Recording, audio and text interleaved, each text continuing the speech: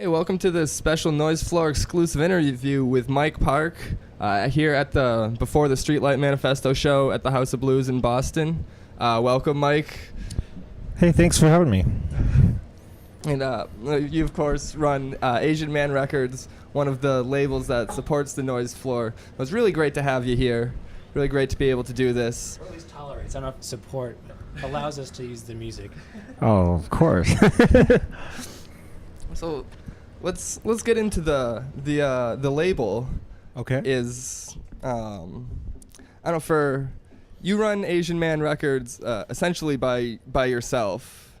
I have one full-time employee, and we have a bunch of volunteers. A lot of kids in the punk community in San Jose come in just randomly. So there's kids always coming in, just helping out, packing records and folding shirts, doing a lot of the grunt work. So without that, actually, it'd be very difficult. So we do have a lot of people helping.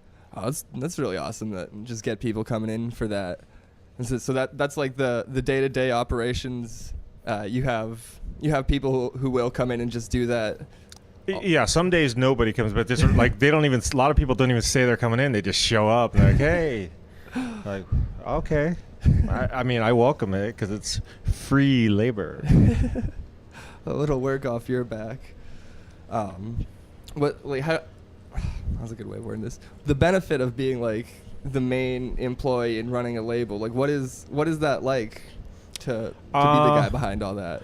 I don't know. It's just it just I didn't intend to run a label as a living. It just kind of happened, and then it's like time just goes by, and next thing you know, it's I've been doing this now more than 17 years, but before that I was doing another label, which was a collective amongst the Skank and Pickle members. We had a label called Dill Records, so we started that in '89. So essentially I've been putting out records now for going on 25 years. Longer than I've been alive, right? Yes. Yeah, Not to rub it in, but it's a good way to go through life, at least. So since you've been, fairly successful doing this and kind of just fell into it, was there at any point where you wanted to expand more than like running Asian Man out of your garage, or? Not really. I think the problem with people in the music business who have the ideas of trying to get bigger than they are, it just brings on more headaches. So I think for myself, I just wanted to be able to limit what we do. So just kind of keep it under my own realm in terms of what I can and can't do. I don't want to be able to I want to be able to do a bit of everything instead of having to outsource stuff and hire publicists and various people. I think the more, for me at least, is more of a headache. Yeah, the difference between being on a small independent label versus it's appropriate for at the Streetlight Manifesto show, the entire Victory Records thing that's going on. Yeah, well, that's a strange one. I really don't understand.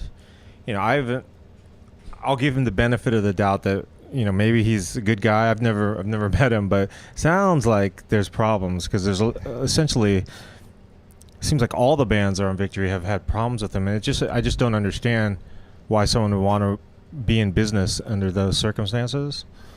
Yeah, it just seems like not a fun way to live. Yeah. Being a record label that doesn't seem to care too much what your band sound like, it's just mostly caring about how much they sell. Yeah, exactly. It's very strange to me, but to each his own. Do you feel like as major labels are starting to lose their power in favor of internet distribution in smaller labels? Well, I think to some degree, of course, just the whole music industry has been topsy-turvy these last going on 10 years. It's ever changing. So yeah, I definitely think bands nowadays can do it. More and more bands are doing it themselves.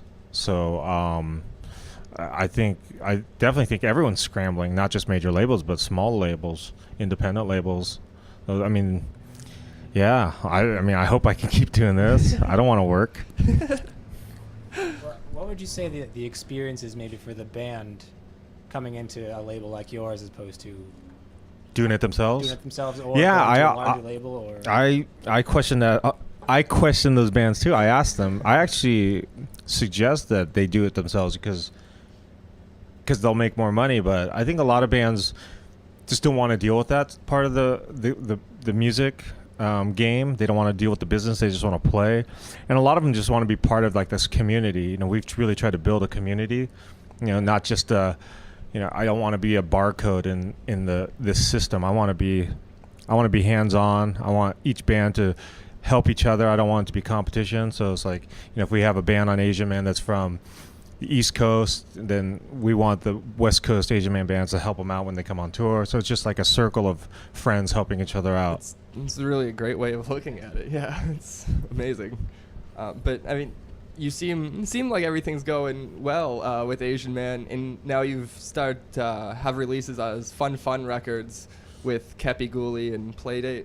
Yeah. So basically, what happened was, I have 2 young children, so I just found myself kind of noodling around on guitar and making up funny songs, and so that turned into writing, structuring some kid songs, and then decided to record an album.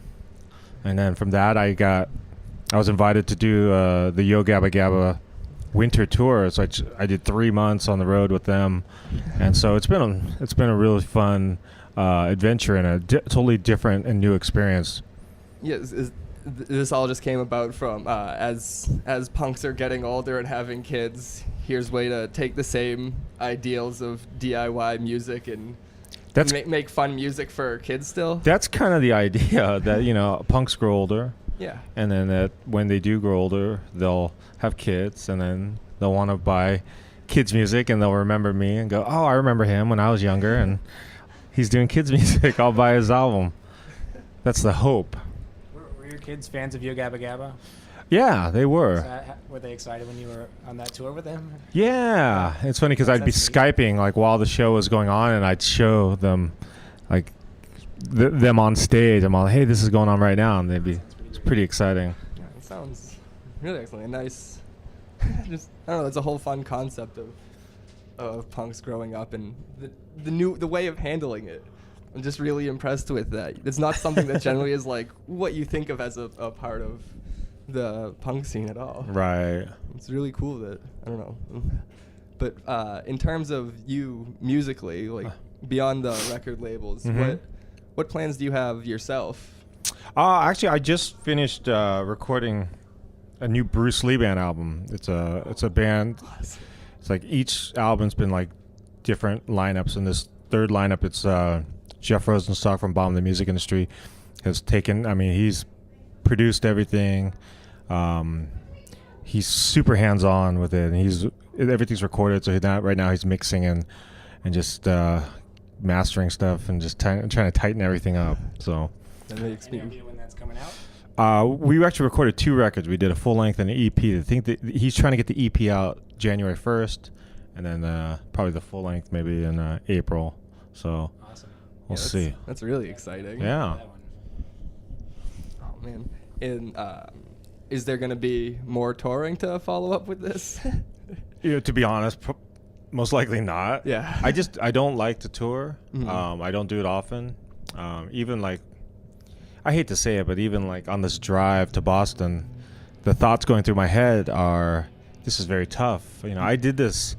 I was doing this full time from '89 to '96. So that was, 24 years ago I started touring, and it's just hard. It's hard to be away from family, and I still enjoy it. It's fun. I love playing music, but just being away for so long is tough. Yeah. I seem to get a lot of those stories, especially as I don't know where that thought was going.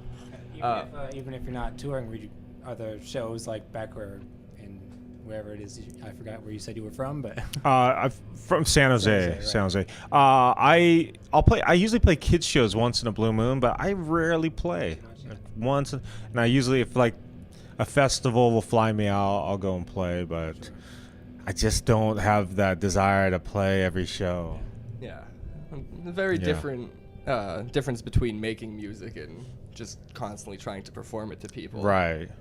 I wish I had more passion for the live aspect of music. But at this point, I'm just kind of like, I love music, but I don't have to play it right now. Yeah. Live. still in a good spot, staying hands-on with so many things. So it's Yeah, I still feel very involved. yeah, that's I don't know. That's always the fun part. Well, yeah, whatever's the fun part. I don't know. That's what I like about the show is being involved without making music, having to do the hard part. Yeah, I mean, that's why people do podcasts, because they like music and they try to take their hobby to another level where they can interact with musicians and have fun. So you guys are doing it. Following the dream slowly. I also kind of what you said before about how you have that community and people like all your bands and helping each other out. And we certainly wouldn't have any of this if it wasn't for kind of all the bands around here. Like we just shoot out a couple emails, go to a few shows, and all the music we play is all bands that were like, hey, help us out, or sure, you can play us, and if you play us, play these guys. And yeah, I mean exists everywhere. that's what's exciting is being able to see. I think like I rarely come out to the East Coast, but I know the East Coast, especially it seems like the ska scene is stronger on the East Coast than it is on the West Coast. I also feel like it's very different too musically. Yeah, I don't know much about the West Coast ska scene. A lot of like LA ska scene is very traditional. A lot of like roots, like skinhead reggae and stuff. It's like Hepcat and Agrolites. A lot around here, yeah, it does seem to be more of the ska punk. Yeah, that's what it seems like. Fast upstrokes. But yeah, the community. Courtesy of Boss Tones and Big D playing around here for however many Yeah, years. yeah, totally. Certainly helps. Yeah, and Streetlight. Yeah. Yeah.